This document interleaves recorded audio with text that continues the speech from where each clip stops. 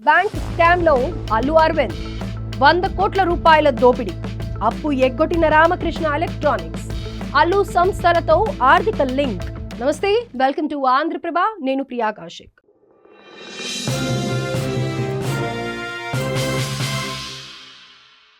నిర్మాత అల్లు అరవింద్ టాలీవుడ్ లో బాగా పేరున్న వ్యక్తి. కానీ ఎవరు ఊహించని విధంగా ఆయన ఉన్నట్టుండి ఈడీ ఆఫీస్లో కనిపించారు.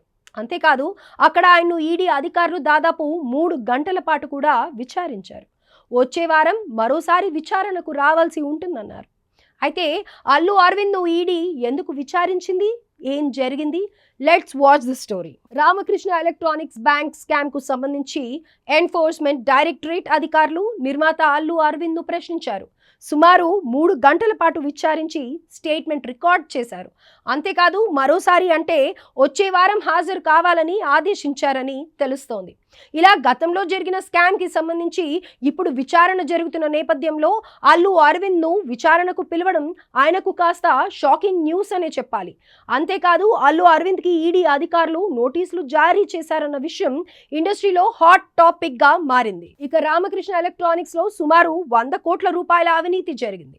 అది కూడా 2017లో ఓపెన్ క్యాష్ క్రెడిట్ సౌకర్యాన్ని దుర్వినియోగం చేసి 101 కోట్ల రూపాయల మొత్తాన్ని వ్యక్తిగత ఖాతాల్లోకి బదిలీ చేసుకున్నారన్న ఆరోపణలతో యూనియన్ బ్యాంక్ ఆఫ్ ఇండియా ఈ కేసు దాఖలు చేసింది. Ramakrishna electronics union bank of India నుంచి 101.48 కోట్ల రుణాన్ని తీసుకుని తిరిగి చెల్లించలేదు. దీంతో ఈ కుంభకోణం బయటికి వచ్చింది. ఇందులో మనీ లాండరింగ్ కోణం కూడా ఉందని భావించిన ఈడీ సిబిఐ కేసు నమోదు చేసి దర్యాప్తు మొదలు పెట్టాయి.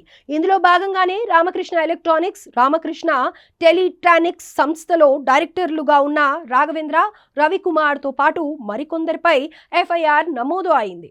ఇక ఇదే క్రమంలో అంటే 2024లో హైదరాబాద్, ఫుజియాబాద్ తో పాటు కర్నూలులో సోదాలు నిర్వహించిన ఈడీ 1,45,00,000 రూపాయలు నగదును సీజ్ చేసింది. నిబంధనలకు విరుద్ధంగా బ్యాంక్ అధికారులు పెద్ద మొత్తంలో రుణాలు మంజూరు చేశారన్న ఆరోపణలు ఉన్నాయి.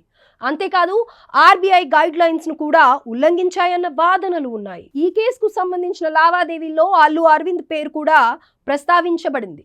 దీంతో ఆయన్ను ఈడీ అధికారులు విచారణకు పిలిచింది.